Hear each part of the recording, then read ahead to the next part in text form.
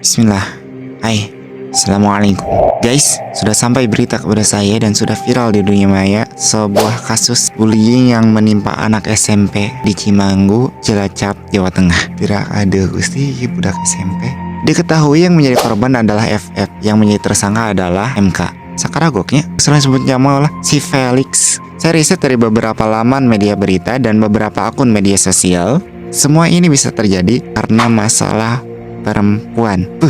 The real inna kaidakunna azim. Zuyyina linnasi hubbus syahawati minan nisa. Sampai kayak gini loh. Kalian bayangin ya, bocah SMP dibebek, dipukul, diseret, ditendang 38 kali tanpa ada perlawanan. Si Felix disiksa, lemes, gak berdaya sampai tepar, bahkan sampai ada berita bahwa dia telah meninggal. Tapi alhamdulillahnya itu cuman berita hoax. Dibully itu meninggal gitu. Sehat mas ya, masih ya istirahat. Oke. Dia baik-baik aja kok. Semoga dia bisa lekas sembuh ya, insya Allah. Amin. Sebenarnya pas kejadian itu teman-temannya nggak diam gitu aja. Mereka juga berusaha buat ngemisahin mereka. Cuman mereka itu diancam sama si MK. Akhirnya ya mereka nggak bisa ngelakuin apa-apa. Sumpah kalau kalian ngelihat videonya asli gak bakalan kuat. Abigen walain sasahanya nyeri hati ningali budak digitukeun. Terlebih saya mempunyai background sebagai seorang guru. Aslina yang nalapung ngali budak kos MK. saya yang bukan siapa-siapa aja ya, hayang nalapung. Ini komo ibunya si Felix. Gimana sakit hatinya beliau saat ngelihat anaknya digituin sama orang lain, sama temen SMP-nya, sama temen sekolahnya. Intinya gini, ini anak awalnya di pesantrenin di Tasikmalaya. Di sana sering kabur-kaburan. Pindah ke SMPN 4 Majenang. Pihak di SMP 4 udah angkat tangan atas kelakuan anak tersebut karena sering berantem dengan siswa lain, walaupun cuman masalah sepele. Akhirnya dipindahkan lagi oleh pihak keluarganya ke SMP 2 Cimanggu. Dipesantrenin lagi lah ini ceritanya. Karena orang tua dan keluarganya mengharapkan anaknya bisa menjadi lebih baik lagi. Alhasil memang sifat anak tersebut keras. Dan memang di lingkungan pun anak tersebut sering mencuri ikan warga bareng teman-temannya. Gusti ngagung ya. Sekarang anak tersebut sudah di Polres Cilacap. Semoga kasus ini bisa menjadi pembelajaran buat semuanya. Apalagi masalah perempuan kayak gini. Masalah perempuan. Berkaca bahwasannya udah 2 kasus di negeri ini yang sudah kita lihat. Kasus ini dan kasus anak ini.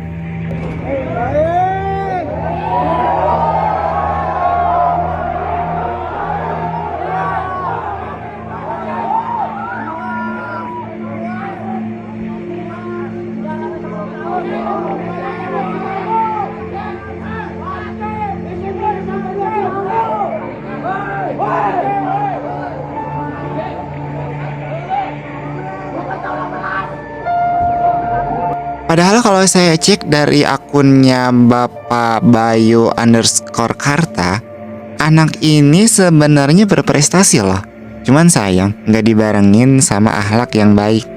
Ya ini tugas kita sebagai guru, apalagi orang tua dalam mendidik anak. Yang saya harapkan adalah guru dan orang tua bisa saling mengerti, saling memahami, dan saling bekerja sama dalam mendidik anak-anak generasi emas ini. Jangan kayak lempar tanggung jawab gitu. Oh ini anak nakal nih, oh ya udah ke pesantrenin aja.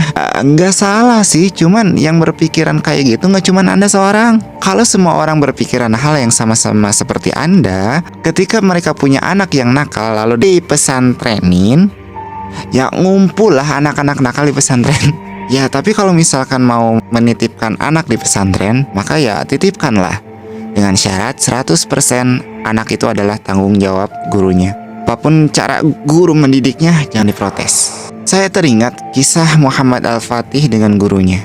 Nah ini perhatikan baik-baik, ini adalah sedikit kemudian ilmu tentang parenting, juga ilmu tentang karakter. Jadi ini Bapak sekalian, bapaknya memilihkan para ulama untuk mendidik Muhammad Al-Fatih dari kecil agar dia bisa menjadi penakluk Konstantinopel. Ini kuncinya. Apa kuncinya? Ulama. Ini penting sekali karena kenapa? Kesalahan pendidikan di Indonesia adalah karena pendidikan di Indonesia adalah transfer of knowledge. Sedangkan pendidikan di dalam Islam adalah transfer of karakter. Lah kenapa kemudian berbeda antara transfer of knowledge dengan transfer of karakter? Kalau transfer of knowledge, Anda nggak perlu guru. Google tahu lebih banyak daripada guru-guru Anda. Paham Ibu sekalian? Dan banyak orang punya pengetahuan tapi nggak punya adab. Maka bukan transfer of knowledge tujuan di dalam Islam, tapi transfer of karakter. Apa bedanya? Transfer of karakter adalah transfer adab, transfer akhlak, transfer takut kepada Allah. Dan ini hanya bisa dilakukan oleh ulama. Muhammad Al-Fatih pertama-tama dididik oleh seorang syekh namanya Syekh Ahmad Al-Qurani. Kalau dari namanya yang diajarkan apa? Al-Quran. Muhammad sini, oh ternyata anak ini anak sultan, anak orang kaya, petantang petenteng. Maka Ahmad Al-Qurani bilang pada bapaknya Sultan Murad, Sultan mohon maaf, apakah boleh ini anak saya didik dengan cara saya? Silakan saja Syekh. Lalu Syekhnya ngambil kayu, kemudian dia bilang, Muhammad sini. Muhammadnya datang, dipukul pakai kayu, cetar, kayunya patah, Muhammadnya down, tapi bukan down dalam arti jelek, langsung nurut pada gurunya. Dalam waktu 8 tahun dia menghafalkan Al-Quran. Jadi usianya 8 tahun dia menghafalkan Al-Quran gara-gara pukulan gurunya. Ketika dia sudah gede, dia tulis dalam bukunya, pukulan itulah yang membuat saya jadi Muhammad Al-Fatih seperti sekarang. Andaikan tidak ada pukulan daripada Syekh Ahmad Al-Qurani, mungkin saya nggak jadi seperti sekarang. Lihat baik-baik, kalau gurunya benar, gurunya baik, pukulannya aja itu sakti. Paham teman sekalian? Mukulnya aja jadi kayak begini.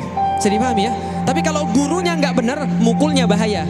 Zaman dulu guru dipercaya. Zaman sekarang ada wali mukul kemudian muridnya, yang terjadi lapor Komnas HAM, paham? Lapor kemudian polisi. Ini masalahnya. Lah kenapa? Guru nggak dipercaya. Padahal guru itu insya Allah benar, insya Allah kalau didik murid. Kalau dia memang guru yang benar. Jadi sekarang emang udah waktunya revolusi akhlak sih, memperkuat iman dan memberikan mereka cita-cita mulia, didorong dengan motivasi, diperkuat dengan pengetahuan Islam, sejarahnya real, dan tidak lupa mendoakan anak ketika kita sedang sholat. Maka insya Allah anak tersebut akan menjadi generasi emas pejuang negara kita insya Allah. Nah, oke guys, makasih yang udah nonton. See you the next video and until next time. Assalamualaikum.